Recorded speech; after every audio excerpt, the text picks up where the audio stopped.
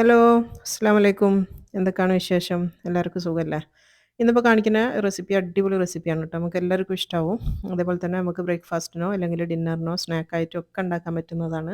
എന്നാൽ ഇത് ഉണ്ടാക്കാൻ വേണ്ടിയിട്ട് ഓവനോ അങ്ങനത്തെ ഒന്നും വേണ്ട. നമ്മൾ സാധാരണ പാനിൽ ചുട്ടെടുക്കുന്നതാണ്. എണ്ണയിൽ പൊരിച്ചെടുക്കുന്നതോ ഒന്നുമല്ല കേട്ടോ. അപ്പോൾ എല്ലാവർക്കും ഇഷ്ടാവും. കണ്ടു നോക്കണേ.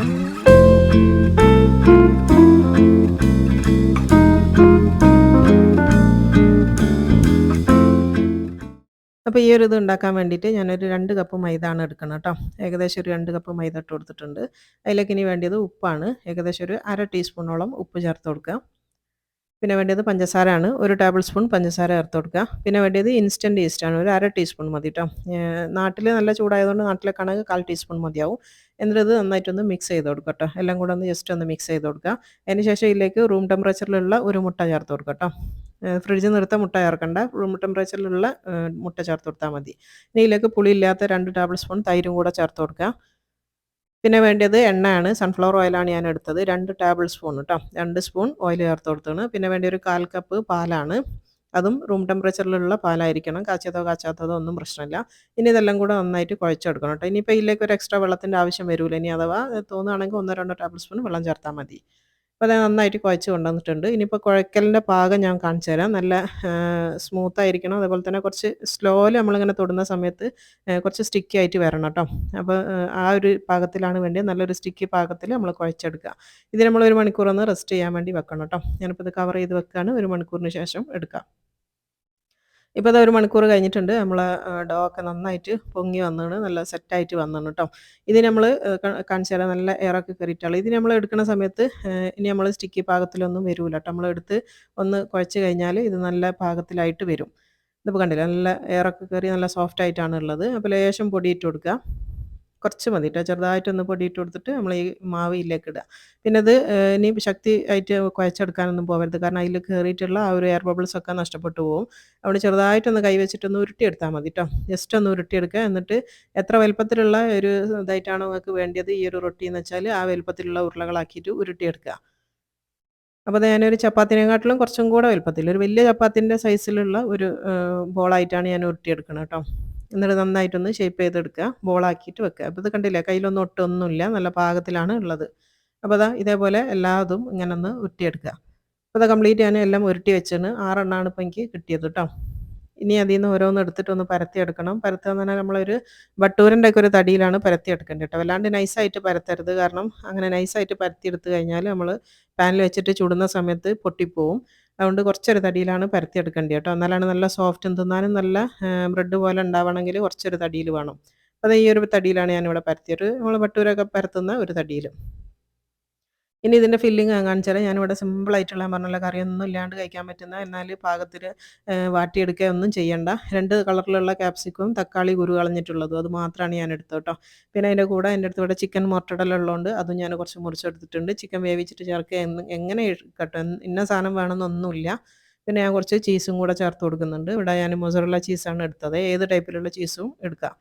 ഇനിയിപ്പോൾ അത് അതിലേക്ക് ഓരോ ടീസ്പൂൺ കേട്ടോ പച്ച ക്യാപ്സിക്കാണ് ഞാനിപ്പോൾ 1 ടീസ്പൂൺ ആദ്യം ചേർത്ത് കൊടുക്കുന്നത്. ഇതൊന്നും വഴറ്റിയതോ ഒന്നുമല്ല മുറിച്ച് വെച്ചതാണ് കേട്ടോ. ഇനിയിപ്പോൾ ഇതിലേക്ക് യെല്ലോ കളറിലുള്ള ബെൽ പെപ്പറും ചേർത്ത് കൊടുക്കുക. 1 ടീസ്പൂൺ തന്നെ. 1 ടീസ്പൂൺ കുരു കളഞ്ഞിട്ടുള്ള തക്കാളി. തക്കാളി എടുക്കുമ്പോൾ കുരു കളഞ്ഞിട്ട് എടുക്കണം. ഇല്ലെങ്കിൽ അതിൽ നിന്ന് വെള്ളം വരും കേട്ടോ. വെള്ളം പുറത്തേക്ക് പൊട്ടി ഒലിക്കും. അപ്പം കുരു കളഞ്ഞിട്ടേ എടുക്കാവൂ. ഇനിയിപ്പോൾ ഇതിലേക്ക് ചിക്കൻ മോർട്ടഡലയും കൂടെ ചേർത്ത് കൊടുക്കുന്നുണ്ട്. പിന്നെ ചീസും വെച്ച് കൊടുക്കുക. ഇനിയിപ്പോൾ ഇതൊന്നും കയ്യിലില്ല എന്നുണ്ടെങ്കിൽ വെറും ഉള്ളിയും തക്കാളിയും പച്ചമുളകും മുറിച്ചിട്ട് അങ്ങനെയും വെച്ച് കൊടുക്കാം കേട്ടോ. പിന്നെ സാധനം വേണമെന്നൊന്നുമില്ല. ഞാനിപ്പോൾ കാണിക്കുന്ന മെത്തേഡ് എന്ന് പറയുന്നത് നമുക്ക് മസാലകളൊന്നും വഴറ്റി കറി ഉണ്ടാക്കാനോ അല്ലെങ്കിൽ അങ്ങനത്തെ ഒന്നും പെടാപ്പാടില്ലാണ്ട് ഈസി ആയിട്ട് പെട്ടെന്ന് ഉണ്ടാക്കാൻ പറ്റുന്ന ഒരു റെസിപ്പി ആയിട്ടാണ് കാണിക്കുന്നത് കേട്ടോ. ഏത് കുട്ടികൾക്ക് വരെ ഉണ്ടാക്കാൻ വേണ്ടി പറ്റും. അപ്പോൾ അത് ഞാൻ സൈഡൊന്ന് വെള്ളം തൊട്ട് കൊടുക്കുകയാണ്. എന്നിട്ട് ഇതൊന്ന് മടക്കി അടൻ്റെ ഷേപ്പിലേക്ക് ഇതൊന്ന് പ്രസ് ചെയ്തെടുക്കുക കേട്ടോ.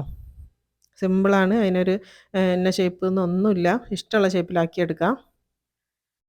അപ്പോൾ അതൊരു അട പോലെ ഒന്ന് പ്രസ് ചെയ്ത് ഇനി ഒന്ന് ഒട്ടിച്ചെടുക്കുക. പെട്ടെന്ന് ഒട്ടും കേട്ടോ.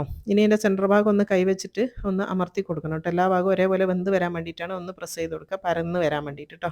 അപ്പോൾ അത് കണ്ടില്ല നന്നായിട്ട് പരന്നിട്ടാണുള്ളത്. അതുപോലെ തന്നെ സൈഡൊക്കെ നന്നായിട്ട് ഒട്ടുകയും ചെയ്തിട്ടുണ്ട്. ഇതിനിപ്പോൾ നമുക്ക് വേറൊരു പാത്രത്തിലേക്ക് മാറ്റി വെക്കാം ട്രേയിലേക്ക്. ഇതേപോലെ ബാക്കിയുള്ള കംപ്ലീറ്റും ഇങ്ങനെ ഉണ്ടാക്കിയെടുക്കാം കേട്ടോ. നിങ്ങൾക്ക് ഇഷ്ടമുള്ള ഫില്ലിങ് വെക്കാം. എന്തായാലും കുഴപ്പമില്ല. ഇപ്പോൾ അതാ കംപ്ലീറ്റ് ഞാൻ ആ 6 എണ്ണവും ഉണ്ടാക്കിയത് ആ ട്രേയിൽ വെച്ചിട്ടുണ്ട്. ഇതാ കംപ്ലീറ്റ് ഇപ്പോൾ ഉണ്ടാക്കി വെച്ചതാണ് കേട്ടോ. ഇതിന് റെസ്റ്റ് ചെയ്യാനൊന്നും വെക്കണ്ട. പെട്ടെന്ന് തന്നെ നമുക്ക് ചുട്ടെടുക്കുകയും ചെയ്യാം. പാന് വലിയൊരു പാൻ വെച്ച് കൊടുത്തിട്ടുണ്ട്. അതിലേക്ക് 1 ടീസ്പൂൺ ഓയിൽ ഒഴിച്ച് കൊടുക്കുക ട്ടോ. വെളിച്ചെണ്ണ അല്ലാത്ത ഏത് ഓയിലും ചേർത്ത് കൊടുക്കുക. 1 ടീസ്പൂൺ മതിയേ. എന്നിട്ട് അത് പാനൊന്ന് മൊത്തത്തിലൊന്ന് ചുറ്റിച്ച് കൊടുക്കുക. കംപ്ലീറ്റ് എല്ലായിടത്തും ആവുന്ന രീതിയിൽ ഒന്ന് ചുറ്റിച്ച് കൊടുക്കുക ട്ടോ. ഒരേ ഒരു ടീസ്പൂൺ എണ്ണ മതി. എന്നിട്ട് അതിലേക്ക് നമ്മൾ ഈ ഉണ്ടാക്കി വെച്ചത് ഓരോന്നായിട്ട് ഇട്ട് കൊടുക്കുക. അപ്പോൾ ഓരോരുത്തരുടെ പാനിൻ്റെ വലുപ്പത്തിനനുസരിച്ച് 1 വെച്ചിട്ടോ 2 ആയിട്ടോ 3 ആയിട്ടോ ഒക്കെ വെച്ച് കൊടുക്കുക. ഞാനിവിടെ 3 എണ്ണം വെക്കുന്നുണ്ട് കേട്ടോ. 3 എണ്ണം ഈസി ആയിട്ട് ഈ പാനിൽ പോവും. അപ്പോൾ 3 എണ്ണം വെച്ച് കൊടുത്തതിന് ശേഷം നമ്മളത് കവർ ചെയ്തിട്ടാണ് വേവിക്കുക കേട്ടോ. ഈ പാത്രം ഒന്ന് മൂടി വെച്ച് കൊടുക്കണം. എന്നിട്ട് ആദ്യത്തെ വേവൽ 2 മിനിറ്റ് വെച്ചാൽ മതി കേട്ടോ. ചെറിയ സിമ്മിലായിരിക്കണം വെക്കണത്. തീ കൂടി പോകാനേ പാടില്ല തീ. അപ്പോൾ 2 മിനിറ്റ് കഴിയട്ടെ. ഇപ്പോൾ അത് 2 മിനിറ്റ് കഴിഞ്ഞിട്ടുണ്ട്. ആദ്യത്തെ മറിച്ചിടൽ 2 മിനിറ്റേ വെക്കാൻ പാടുള്ളൂ കേട്ടോ. ഭയങ്കര സോഫ്റ്റ് ആയിരിക്കും ഈ ഒരു മാവ്. ഭയങ്കര ബ്രെഡ് ആയതുകൊണ്ട് തന്നെ നമ്മൾ ഈസ്റ്റും കൂടെ ഇട്ടതുകൊണ്ട് ഇതിങ്ങനെ നന്നായിട്ട് പൊങ്ങി വന്നിട്ടുണ്ടാവും. നല്ല സോഫ്റ്റ് ആയിരിക്കും. അപ്പോൾ ശ്രദ്ധിച്ചിട്ട് മറിച്ചിട്ട് കൊടുക്കുക. ആദ്യത്തെ മറിച്ചിടൽ മാത്രം 2 മിനിറ്റിൻ്റെ ഉള്ളിൽ മറിച്ചിട്ട് കൊടുക്കുക കേട്ടോ. എന്നിട്ടിനി ഇതിനെ ഒന്നും കൂടെ ഇതിങ്ങനെ മുട്ടിയിട്ട് നിൽക്കരുത്. കുറച്ചിങ്ങനെ വിട്ട് വിട്ട് വെച്ച് കൊടുക്കണം കേട്ടോ. ഇത് ഒന്നും കൂടെ പൊങ്ങി വരാനും അതുപോലെ തന്നെ വേവാനൊക്കെ ഉള്ള ഒരു സ്ഥലം കൊടുക്കണം. എന്നിട്ടിത് മൂടി വെച്ചിട്ട് ഒരു 4 മിനിറ്റ് വേവിക്കുക. അപ്പോൾ അതൊരു 4 മിനിറ്റിന് ശേഷമാണിത്. ഞാൻ പറഞ്ഞല്ലോ രണ്ടാമത്തെ മറിച്ചിടലിൽ നമ്മളൊരു 4 മിനിറ്റ് ഉണ്ടെങ്കിൽ വെക്കണം കേട്ടോ. 3-4 മിനിറ്റ് വെക്കണം. ഇപ്പോൾ ഇതാ കണ്ടില്ലേ റെഡി ആയി വന്നാണ്. ഇനിയിപ്പോൾ അടിഭാഗവും ഒന്നും കൂടെ ഒന്ന് വേവിച്ചെടുക്കണം. അപ്പോൾ നല്ല മുരിഞ്ഞിട്ടാണ് ഉണ്ടാവുക. അപ്പോൾ ഒന്നും കൂടെ വലുതായി വരികയും ചെയ്തു. കണ്ടില്ലേ നല്ല പഫി ആയിട്ട് വന്നത്. ഇനി ഒന്ന് ചെറുതായിട്ടൊന്ന് പ്രസ് ചെയ്ത് കൊടുക്കാം. എല്ലാം ഒരേപോലെ ഈക്വലായിട്ട് വെന്ത് വരാൻ വേണ്ടിയിട്ടാണ് കേട്ടോ. എല്ലാ ഭാഗവും ഒന്ന് ഈക്വലായിട്ടൊന്ന് പ്രസ് ചെയ്ത് കൊടുക്കുക. എന്നിട്ടൊന്നും കൂടെ ഒന്ന് കവർ ചെയ്ത് വെക്കണം കേട്ടോ. അപ്പോൾ നല്ലോണം വേവ് കിട്ടും. നമ്മൾ ഓവനിലൊക്കെ ബേക്ക് ചെയ്യുന്നതിനെക്കാട്ടിലും നന്നായിട്ട് വെന്ത് വരും. ഇപ്പോൾ അതാ 2-3 മിനിറ്റും കൂടെ കഴിഞ്ഞിട്ടുണ്ട്. ഇപ്പോൾ 2 ഭാഗവും നന്നായിട്ട് വെന്താണ് കേട്ടോ. ഇനിയിപ്പോൾ എന്താ ചെയ്യണമെന്ന് വെച്ചാൽ ഇതിൻ്റെ സൈഡ് ഭാഗമൊക്കെ ഒന്ന് കുത്തനെ വെച്ച് കൊടുക്കാൻ വേണ്ടി പോവുകയാണ്.